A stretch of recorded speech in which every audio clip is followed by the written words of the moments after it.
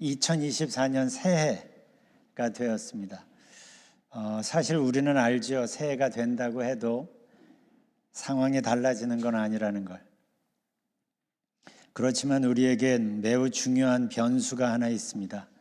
임마누엘을 선포하시며 우리에게 찾아오신, 그리고 늘 우리와 함께 계시는 하나님. 그래서 한 해를 마무리하는 지난주와 그리고 한 해를 시작하는 오늘 시편 23편을 우리가 읽습니다.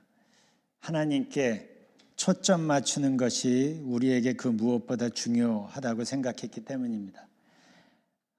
지난주에도 우리가 나눈 것처럼 시편 28편은 다윗의 시입니다. 이렇게 시작합니다. 나의 반석이신 여호와여, 내가 부르짖습니다.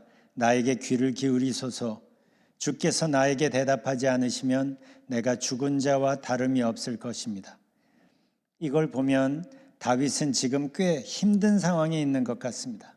그래서 하나님을 절박하게 찾습니다. 우리가 신앙생활을 하면서 배우는 게 있죠. 고난이라는 게 힘든데, 그래서 아무도 원하지 않는데, 그런데 우리로 하여금 하나님을 찾게 만드니까 결과적으로 축복이 된다는 사실입니다.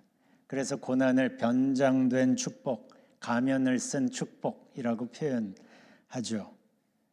어떤 문제 때문에라도, 어떤 문제이든지 간에 절박한 마음으로 그 문제 때문에 하나님을 찾았다가, 그래서 하나님 앞에 마음을 쏟아놓으며 도움을 청하다가 그 과정에서 하나님을 알게 되고 하나님을 만나게 되기 때문이에요.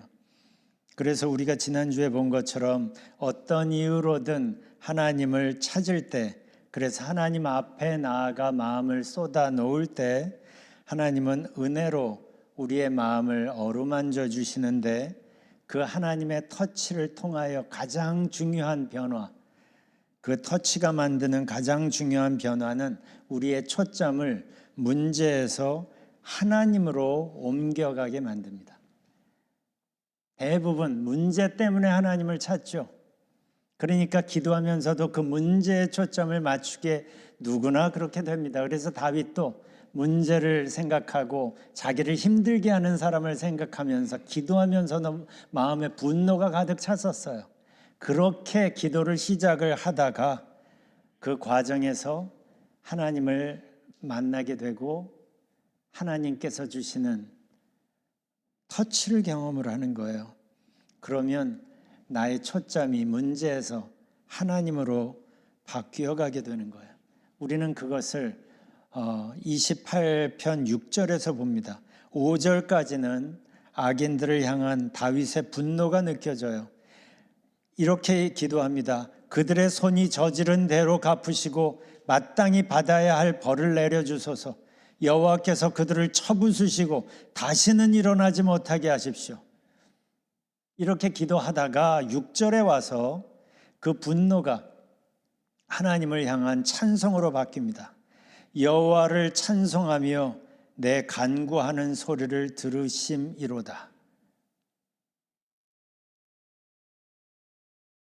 다윗이 원했던 게 이루어져서 이 기도를 지금 하고 있는 게 아닙니다. 악한 사람들은 여전히 그대로 있어요. 그런데 왜 다윗은 여기서 찬송의 기도를 하는 걸까요? 기도하면서 자기와 함께 계시고 자기 기도를 듣고 계시는 하나님을 향해 눈이 열리기 시작했기 때문이에요.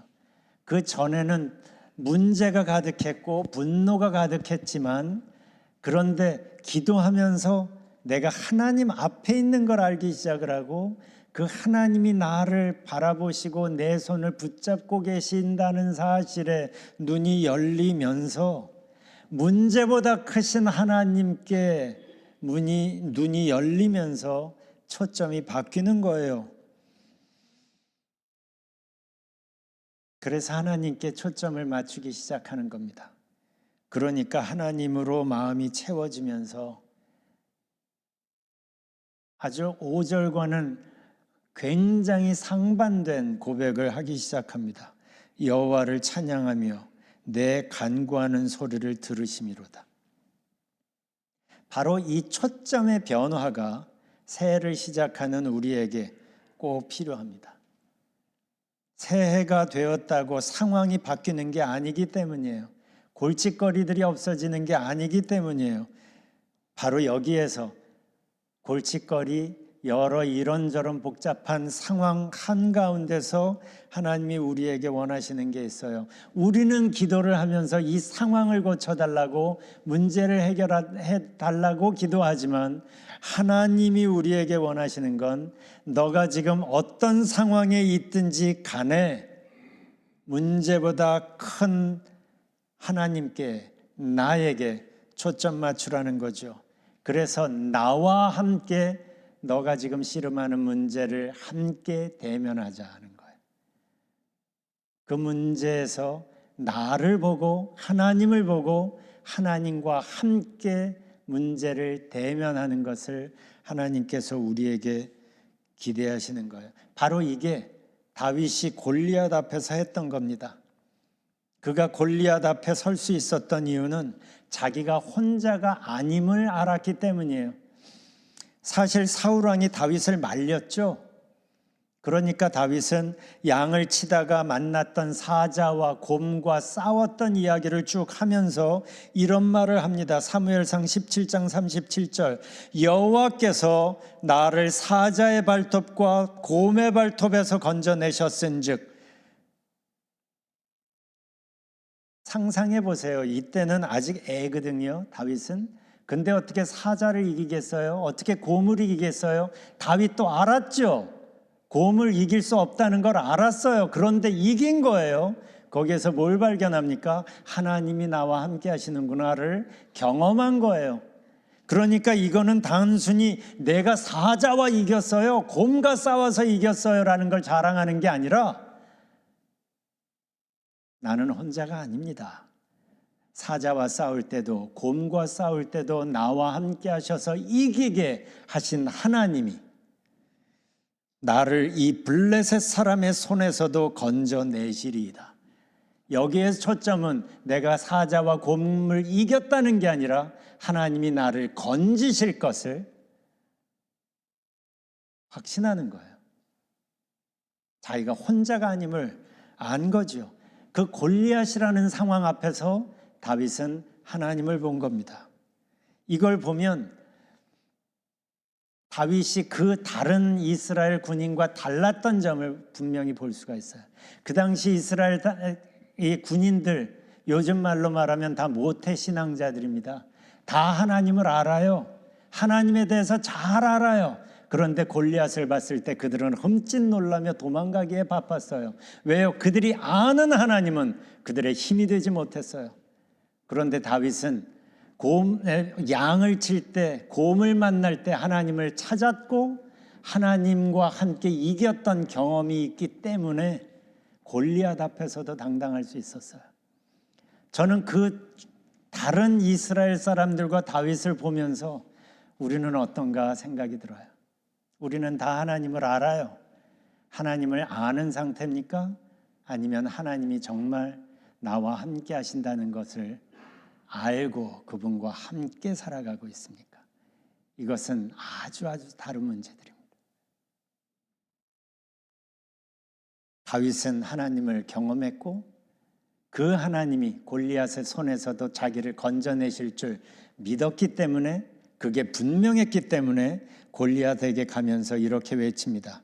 너는 칼과 창으로 내게 나아오거니와 나는 만군의 여호와의 이름으로 내게 가노라. 골리앗이 들고 있던 칼과 창만큼이나 다윗에게는 여호와의 이름이 그만큼 분명했고 그만큼 자기를 보호해주는 분명한 무기였던 거예요. 하나님께서 우리에게 기대하시는 게 이겁니다. 우리도 살면서 아주 다양한 골리앗들을 만나죠. 그때 혼자 맞서지 말라는 거예요. 너의 힘으론 골리앗을 이길 수 없는 거죠. 약속대로 지금 함께 하시는 하나님을 향해 눈을 드는 게 먼저인 거예요. 그 하나님께 마음에 초점을 두고 그 하나님과 함께 골리앗을 대면하면 이기는 거죠. 그래서 오늘 본문 7절에서 다윗이 이렇게 고백합니다. 여호와는 나의 힘이시며 방패이십니다. 자, 오늘은 그 다음을 보겠습니다. 8절, 9절입니다. 함께 읽겠습니다. 시작. 여호와는 큰 힘이시며 주님께 택하신 자에게 승리를 주는 요새이십니다. 주의 백성을 구원하시고 주께 속한 백성들을 축복하여 주소서. 언제까지나 그들의 목자가 되시고 그들을 보살펴 주소서. 여기서 먼저 눈에 띄는 게 있어요. 지금까지는 다윗이 하나님을 개인적으로 찾는 기도였어요. 그래서 하나님을 나의 반석, 나의 힘, 나의 방패라고 표현했습니다. 그런데 8절에서는 다윗의 관심이 하나님께 속한 다른 사람들을 향해 열리기 시작합니다. 그래서 여호와는 백성에게 큰 힘이시며 주의 백성을 구원하시고 주께 속한 백성들을 축복하여 주소서라고 기도합니다. 이건 아주 중요한 기도입니다. 중요한 변화입니다. 다윗은 그동안 하나님과 교제하면서 하나님의 마음을 조금씩 알게 되면서 깨달은 게 있었던 거예요. 다윗이 경험한 하나님의 사랑과 은혜가 다윗만을 위한 게 아니라는 것. 하나님의 사랑과 축복은 거룩하고 경건한 특별한 소수만을 위한 게 아니라는 것. 즉 하나님의 마음은 모든 백성들을 향하고 있다는 사실을 다윗이 알게 된 겁니다. 그래서 7절에서는 여호와는 나의 힘이라고 하다가 8절에서 여호와는 백성에게 큰 힘이라고 얘기합니다. 그러면서 9절에서 하나님의 마음이 향하는 그들을 위해 기도합니다. 주의 백성을 구원하시고 주께 속한 백성들을 축복하여 주소서. 언제까지나 그들의 목자가 되시고 그들을 보살펴 주소서. 이것은 하나님과 친해지고 그래서 하나님의 마음을 조금씩 알아가면서 생기는 아름다운 변화입니다. 하나님을 사랑하니까 하나님의 마음이 향하는 거기에 나도 마음을 두고 싶어지는 거예요. 그러니까 자연스럽게 기도의 폭이 넓어지는 겁니다. 복음 성가 중에 이런 찬양이 있죠. 아버지, 당신의 마음이 있는 곳에 나의 마음이 있기를 원해요. 아버지, 당신이 바라보는 영혼에게 나의 두 눈이 향하기를 원해요. 다윗이 지금 이걸 하고 있는 거예요. 그래서 하나님 마음이 향하는 그들을 축복하며 기도하고 있는 거예요. 이게 하나님의 마음을 아는 사람들이 자연스럽게 중보 기도를 하게 되는 이유인 겁니다. 왜냐하면 하나님의 마음이 저기에 가 있는 게 보이니까. 그러면 나만을 위하여 기도하던 기도가 폭이 넓어져서 다른 사람들을 위하여 자연스럽게 기도하게 되는 겁니다. 9절을 제가 다시 읽겠습니다. 주의 백성을 구원하시고 주께 속한 백성들을 축복하여 주소서. 언제까지나 그들의 목자가 되시고 그들을 보살펴 주소서. 4개의 짤막한 간구죠. 이 4개를 하나씩 간단히 보겠습니다. 첫째는 주의 백성을 구원하시고 Save your people. 주의 백성을 구원해 주세요. 여기서 우리는 성경이 말하는 구원이라는 단어를 좀 더 폭넓게 이해할 필요가 있습니다. 구원하면 먼저 떠오르는 단어가 아마 칭의일 겁니다. 가장 중요한 핵심적인 단어 맞습니다. 칭의, justification. 예수님께서 십자가에서 우리 대신 피 흘리심으로 그분이 대속하셔서 우리가 죄의 형벌에서 구원받았음을 말하는 단어입니다. 칭의. 그렇죠. 그래서 우리는 아직은 내 안에 죄의 성향이 있지만 그러나 나를 의롭다고 칭해 주시는 거예요. 그리고 하나님이 우리를 받아주시는 거예요. 그래서 우리는 이 칭의를 통하여 하나님과 관계를 회복하게 됩니다. 그런데 사실 우리는 현재를 살아가면서 여전히 죄의 유혹과 영향력에 시달립니다. 그래서 우리는 죄의 영향력을 이기게 하는 지속적인 구원이 필요한데 이것을 성화라고 합니다. Sanctification. 그리고 이게 예수님께서 우리에게 성령님을 보혜사로, 돕는 자로 우리에게 보내신 이유예요. 그러니까 성령님은 우리 안에서 예수님을 믿는 사람들 안에서 예수님을 믿는 그 고백을 통하여 우리 안에 들어오셔서 우리 안에서 계속 아름다운 변화를 만들어 가시면서 우리가 실제로 예수님을 조금씩 닮아가도록 인도하시는 거예요. 그 과정을 성화라고 하는 거예요. 칭의는 순간적인 변화입니다.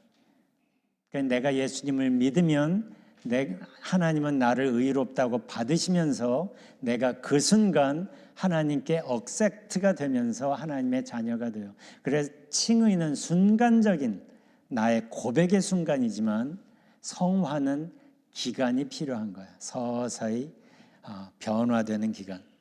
그래서 이 성화의 과정이 완성되는 단계를 영화라고 합니다. Glorification. 이 단계가 되면 죄의 영향력에서 시달리기보다 하나님의 영광을 누리며 살게 되는 거예요. 하나님의 영광이 나의 삶의 실제 힘이 되면서 나도 모르게 예수님의 형상이 나를 통하여 드러나게 되는 거죠. 하나님의 영광이. Glorification. 이 단계에 이르기까지 우리는 지속적인 하나님의 구원의 은혜가 필요합니다. 그러니까 하나님의 구원은 칭의 단계만이 아니라 성화와 영화까지의 모든 변화의 과정들을 다 포함하는 단어입니다. 그러니까 우리는 구원 받았고 구원을 받고 있고 그 구원을 완성해 가는 거예요. 그리고 무엇보다 중요한 것은 우리 모두가 그 구원의 변화의 과정을 지금 함께 걸어가고 있는 겁니다.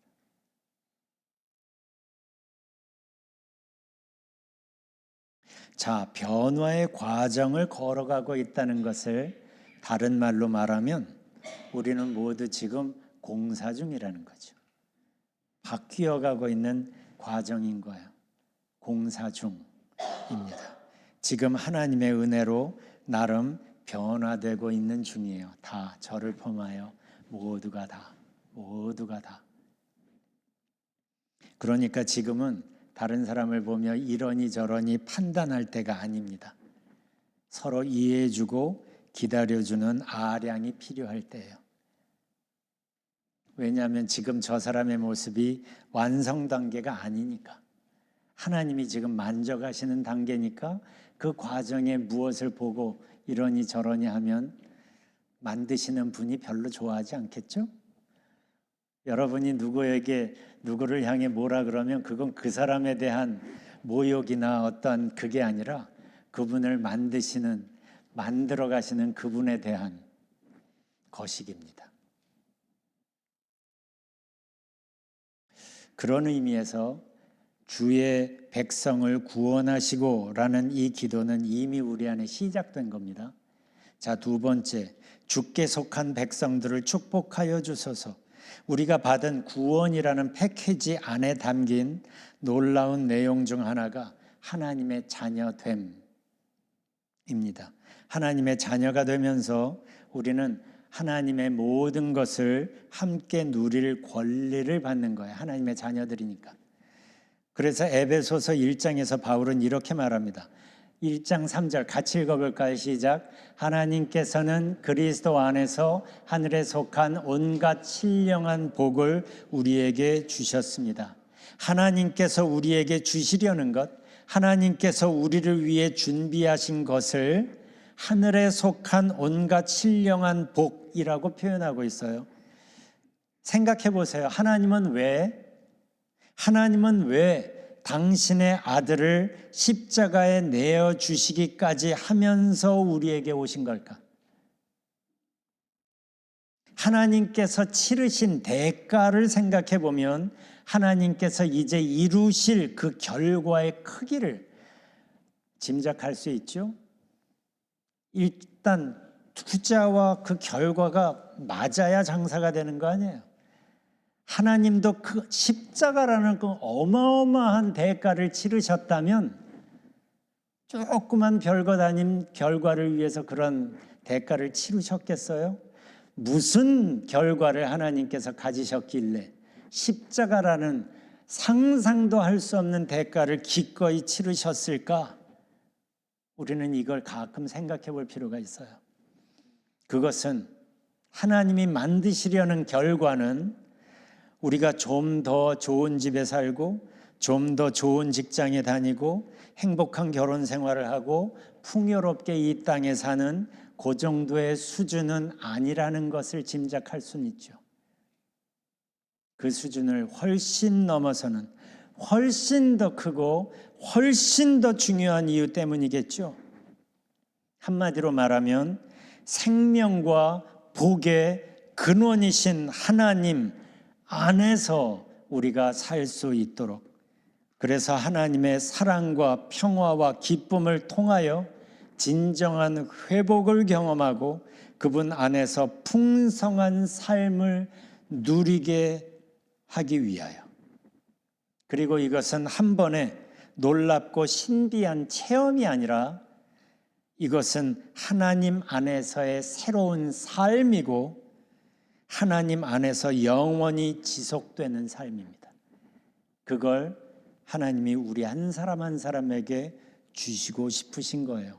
전혀 새로운 삶, 전혀 다른 수준의 삶. 전에도 소개한 적이 있었던 꽃들에게 희망을이라는 책에서 트리나 폴러스는 이 새로운 삶을 애벌레의 삶과 비교되는 나비의 삶으로 우리에게 제시를 하고 있어요. 애벌레가 이 땅의 삶이 전부라고 알았던 그 애벌레적인 관점이 그게 아니야. 이런 아주 다른 삶이 있어. 그 애벌레가 고치를 통과하면서 나비가 된다. 네 안에는 나비의 잠재력을 가지고 있어. 하나님은 너를 애벌레로 살다가 애벌레로 죽게 하기 위하여 널 만든 게 아니야. 네 안에는 네가 상상도 할 수 없는, 애벌레의 수준에서는 상상도 할 수 없는 삶이 네 안에선 이미 숨겨져 있어. 하나님이 너를 그렇게 원래부터 만드셨거든. 생각해보면 그러나 사실 애벌레와 나비의 차이보다 훨씬 더 큰 엄청난 삶이 우리 안에 잠재되어 있고, 하나님은 그 잠재된 우리의 모습을 드러내게 해주고 싶으신 거예요. 애벌레로 살다가 애벌레로 죽는 사람들을 보며 그게 인생의 전부라고 생각하지 말라고 성경은 우리에게 얘기하고 있어요. 하나님은 너를 고작 애벌레의 삶으로 살다가 죽게 만들어 놓고 그렇게 기뻐하신 게 아니야. 우리가 아직은 잘은 모르지만, 그러나 하나님의 사랑을 알고 하나님의 실력을 알고 그리고 우리를 구원하시려고 하나님께서 치르신 그 대가를 안다면 하나님께서 이제 우리를 통하여 이루실 그 결과가 얼마나 어떤 것일까를 우리는 조금은 짐작할 수 있습니다. 그리고 그 놀라운 소식이 예수님께서 우리 안에 오시면서 우리가 예수님을 믿으면서, 그래서 예수님의 영향력이 내 안에 심겨지면서 이미 우리 안에 시작되었고 진행되고 있다는 사실이에요. 이미 그 변화는 서서히, 그러나 정말 slowly but surely 하나님께서 여러분 한 사람 한 사람 안에서 일하고 계시는 거예요. 만일 하나님의 사랑과 하나님의 능력을 정말 신뢰한다면 그분이 여러분 안에서 무슨 변화를 만드실지 믿음을 가지고 보채지 말고 기다려 보십시오. 세 번째, 언제까지나 그들의 목자가 되시고, 우리는 2달 전에 시편 23편을 함께 읽으면서 하나님의 목자 되심에 대해서 꽤 얘기를 했었죠. 여호와는 나의 목자라는 그것이 내 삶에서 사실인 사람은 광야 한가운데서도 평화를 누립니다. 푸른 풀밭이 내 앞에 펼쳐져서가 아니라고 했어요. 유대 광야에선 그런 풀밭이 없다고 했어요. 그런데도 내게 부족함이 없다라고 분명히 말한 이유는 목자의 사랑과 목자의 실력을 신뢰하기 때문이에요. 저는 이것을 실감나게 표현한 찬송이 주날개 및 내가 편안히 쉬네 밤 깊고 비바람 불어쳐도, 이 찬양이라고 생각합니다. 밤 깊고 비바람이 불어치는 상황에서도 이 사람은 편안히 쉰다고 말합니다. 왜냐하면 이 사람은 언제부턴가 상황에 의하여 좌우되는 삶에서부터 하나님 안에서 하나님과 함께 사는 삶을 배웠기 때문일 겁니다. 주날개 및 내가 편안히 쉬네 밤 깊고 비바람 불어쳐도. 여러분은 어떻습니까? 하나님을 믿는다고 하면서도 주변의 환경이 바뀔 때마다 좋았다 힘들었다 좋았다 힘들었다를 반복하지는 않습니까? 2024년에 저 찬양이 우리의 고백이 되었으면 좋겠어요. 상황은 어떻게 될지 몰라요. 그리고 상황에 우리의 마음을 둘 수는 없다는 걸 이쯤 되면 다들 배우셨을 겁니다. 주날개 및 내가 편안히 쉬네 밤 깊고 비바람 불어쳐도. 그래서 바울은 빌립보서 4장에서 궁핍할 때나 풍성할 때나 언제나 만족하는 법을 배웠다고 말합니다. NIV로 보면 The secret of being content라고 말해요. 저는 이 표현이 너무 멋있어요. The secret of being content, 스스로 만족할 수 있는 비결을 얻었다는 거예요. 상황이 어떻든지 간에. 이 얘기를 감옥 안에서 하잖아요. 어떻게 이런 말을 할 수 있었어요? 언제 어디서나 예수님께서 함께 계신다는 걸 알았기 때문이에요. 언제 어디서나 그분 안에서 사는 법을 배웠기 때문이에요. 신앙생활은 주일날 교회 다니는 걸 말하는 게 아니라 예수님 안에서 사는 삶을 배우고 익숙해지고 즐기는 겁니다. 신앙은 생활이에요. 언제 어디서나 예수님께서 함께 계신다는 걸 우리는 배웠지요. 임마누엘. 이제는 이 부분을 우리가 연습하면 되겠어요. 언제 어디서나 예수님 안에서 사는 법. 이걸 깨달으면 우리가 전에도 불렀던 이 찬양을 우리가 할 수 있을 겁니다. 내 주 예수 모신 곳이 그 어디나 하늘나라. 주 예수와 동행하니 그 어디나 하늘나라. 주 예수 모신 곳이 그 어디나 하늘나라. 이게 예수님이 목자인 사람들의 특징인 거예요. 마지막, 그들을 영원히 보살펴 주소서. 성경이, 여러분이 지금까지 읽은 성경의 내용들을 한번 쭉 살펴보십시오. 성경이 지속적으로 보여주는 하나님의 이미지를 한번 떠올려 보세요. 어떤 하나님을 성경은 우리에게 계속 보여주고 있습니까? 아브라함에게 먼저 찾아가셔서 축복을 약속하신 분, 이집트에 이스라엘이 묶여 있을 때 그들에게 가서 그들을 구해내신 분, 그들이 다시 바벨론의 포로로 있을 때 거기까지 찾아가셔서 그들을 해방시키신 분, 그리고 어둠 속에 있는 우리들에게 찾아오셔서 임마누엘을 선언하신 분, 성경이 전반적으로 보여주는 하나님은 이미 우리의 사정을 아시는 분이고 우리를 포기하지 못하시는 분이고 그래서 찾아오셔서 우리에게 먼저 손 내미시는 분입니다. 그 하나님께서 이사야 46장에선 이렇게 말씀하십니다. 같이 읽어볼까요? 시작. 너희가 태어날 때부터 내가 너희를 안고 다녔고 어머니 뱃속에서 나올 때부터 너희를 돌보았다. 너희가 늙을 때까지 내가 너희를 돌보겠고 너희 머리가 휘어질 때까지 내가 너희를 품어주겠다.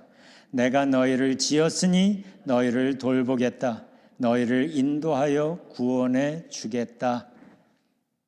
하나님이 아주 클리어하게, 이보다 어떻게 더 분명하게 말할 수 있을까요? 이게 우리를 향한 하나님의 마음입니다. 이미 우리가 태어날 때부터 우리를 아셨고 우리를 돌보셨고 지금도 그리고 앞으로도 품어주시고 돌보시겠다고 하십니다. 언제나 그리고 어떤 상황에서도 우리가 이 하나님의 은혜를 알고 감사할 때에도 또한 그렇지 못해서 하나님의 마음을 몰라서 오해해서 하나님에게서부터 멀어질 때조차도 하나님은 그들을 포기하지 못하셨고 하나님은 또한 우리를 포기하지 못하시고 우리에게 다시 찾아오시죠. 이걸 안다면 사실 지금 우리에게 필요한 것은 하나님께 더 많은 은혜를 구하고 더 많은 보살핌을 구하는 기도보다 하나님을 향한 신뢰, 믿음, 이게 더 필요합니다. 하나님의 어떤 더 큰 은혜와 감동적인 이야기가 아니라 이미 우리에게 찾아오신 하나님 그분을 향한 나의 신뢰, 나의 믿음. 그렇다면 한번 생각해 보세요. 나는 하나님을 얼마나 신뢰하고 있나? 특히 이해되지 않는 상황에서 나는 그분의 선하심을 믿고 기다리고 있는 편인가? 9절을 다시 보십시오. 주의 백성을 구원하시고 주께 속한 백성들을 축복하여 주소서. 언제까지나 그들의 목자가 되시고 그들을 보살펴 주소서. 이 하나하나를 보면 사실 하나님께서 먼저 시작하신 거예요. 우리가 구해서 하나님이 해주신 게 아니라 구원하시려고 먼저 찾아오셨고 먼저 축복을 시작하셨고 우리가 깨닫기도 전부터 이미 우리를 인도하고 계시고 보살피고 계세요. 우리가 구해서 하나님이 마지못해 축복해 주시는 게 아닙니다. 사실 이게 제가 축도의 방식을 바꾼 이유예요. 목사가 축도를 함으로 그 축도를 통하여 하나님의 복이 우리에게 내려오는 게 아니라는 걸 알았기 때문이에요. 이미 하나님의 사랑과 축복은 이미 우리 안에서 시작되었고 우리 안에 진행 중인 거예요. 그렇다면 왜 목사가 축도를 합니까? 이미 우리 안에 시작된 하나님의 사랑과 은혜를 다시 한번 상기시켜 주는 거예요. 다시 한번 분명히 주는 거예요. 우리가 이런 축복을 받았고 이런 은혜 안에서 지금 살고 있다는 걸 다시 분명히 해주면서 이제 그 은혜를 받은 사람답게 한 주 동안 믿음으로 삽시다 하고 격려하는 겁니다. 목사의 축도를 통하여 삐릿삐릿 뭔가가 온다고 생각하지 마세요. 여러분이 알고 있는 그 뭔가보다 수백 배, 수천 배 큰 은혜가 이미 우리 안에, 여러분 주변에 일하고 계세요. 그 하나님을 향하여, 그 하나님의 은혜를 향하여 눈을 열라는 거죠. 그러면 분노가 가득하고 문제로 가득했던 내 마음이 하나님을 향한 찬송으로 바뀔 수 있는 거예요. 상황이 바뀌어서가 아니라 내 안에서, 내 주변에서 일하고 계시는 그 하나님을 향하여 내 눈이 열렸기 때문이에요. 그리고 저는 이 격려를 우리가 서로 해주었으면 좋겠어요. 어차피 축도를 통해서 오는 게 아니라 이미 우리 안에 만들어지고 있는, 이미 우리 안에서 운행되고 있는 하나님의 은혜를 격려해 주는 게 뭐 목사만의 일이겠어요? 서로에게 격려해 주고 축복해 주고, 이런 사랑과 은혜를 당신이 지금 나와 함께 받고 있다는 걸 서로 격려해 줬으면 좋겠어요. 우리는 사실 여전히 실수 많은 사람들이에요. 그럼에도 불구하고 하나님께서 우리를 얼마나 사랑하시는지, 우리를 포기하지 않고 얼마나 열심히 변화를 우리 안에서 만들어 가고 계시는지를 우리가 서로의 존재 속에서 인정해 준다면, 그리고 축복해 준다면 우리의 관계가 얼마나 아름다워질까요? 새해가 돼도 상황은 그대로라고 낙심하지 마십시오. 위대한 변수로 우리에게 오신 하나님께서 친히 우리의 목자가 되시고 인도하시기 때문입니다. 그래서 이 메시지를 끝내며 함께 고백했으면 좋겠는 게 시편 23편 1절이에요. 같이 읽어봅시다. 시작. 여호와는 나의 목자시니 내게 부족함이 없으리로다. 이번엔 마음을 다해서 다시 한번 가장 멋있는 목소리로 고백하며 찬양하며 읽어봅시다. 시작. 여호와는 나의 목자시니 내게 부족함이 없으리로다. 아멘. 우리의 목자 되신 주님의 품에 안겨서 이 시간에 잠깐 시간을 좀 가져봅시다. 여호와는 나의 목자시니 내게 부족함이 없으리로다.